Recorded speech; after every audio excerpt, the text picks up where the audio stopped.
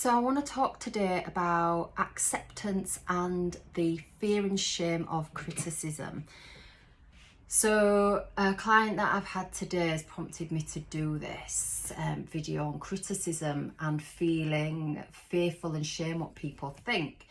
So the reason we are always striving to be accepted and avoid criticism is that it's our fundamental basic human need to be loved, connected and accepted, more so than drinking and eating. So you'll know if you've ever had your heart broken or you've been bereft that you don't actually care about yourself eating or drinking if it's something that's really affected you. So I would say that eating and drinking aren't our most fundamental basic human need, even to the point where people find it so intolerable and they're so in pain they'll take their own life. So the reason why we need to be accepted and we avoid criticism or it hurts us, activates our pain body, is that back in the day when we were lived in packs hundreds and thousands of years ago, if you could not breed offspring, if you could not produce children, if you weren't a good hunter and bring food in, if you weren't a good protector, you would be ostracized from your pack, from your group, and you would basically die. So actually rejection activates our pain body so much, the point of physical, mental and emotional pain, and we will do anything to avoid that. So which brings me on to the next thing. So when we get when we receive criticism, we can take it one or two ways. We can take it three ways actually.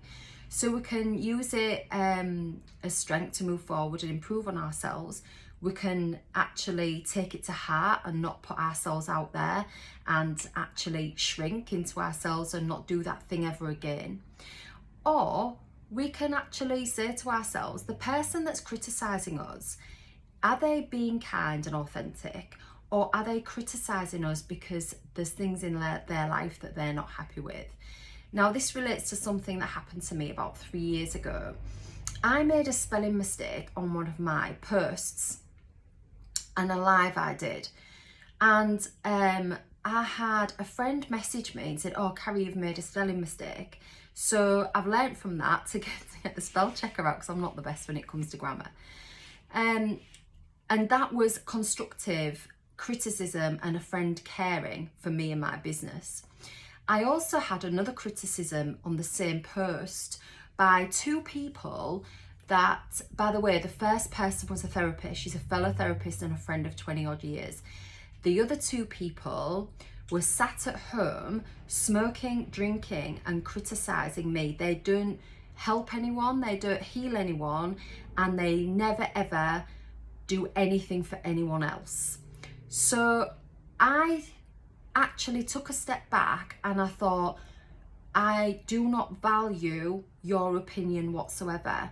You are not going out in the world being vulnerable, trying to help people and, you know, shining your light to help others. You are sat at home picking at other people. Now, well, not everyone's cup of tea. I will not be some people's cup of tea, but some people like coffee or hot chocolate. And not everyone's my cup of tea, but they actually help and motivate other people. We are all different. We all click. We all vibe differently.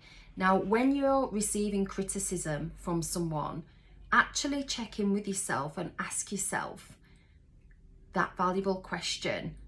Is it constructive? Why are they criticizing? Is there any value in that? And if there's value in it and you can grow from it, even though it might feel uncomfortable, take that criticism. If you're being criticized by someone that isn't even stepping up or doing anything themselves or putting themselves out there, it's completely invalid. It's not valuable and it's just actually mean. So we need to be accepted. We need criticism to grow, but just be very careful who you get criticism from and just bat it off. Learn from the people that care about you and the constructive criticism. Everything else, let it go. Then you can step into actually looking at yourself how other people see you. So when I work with clients, I actually ask them, what would your other half say about you are your best qualities? What would your parents say about you? What would your best friend, what would your children say about you that are all your best qualities? And look through their eyes at you. And this will motivate you to keep shining and prevent you from having tall poppy syndrome, shine shame I call it.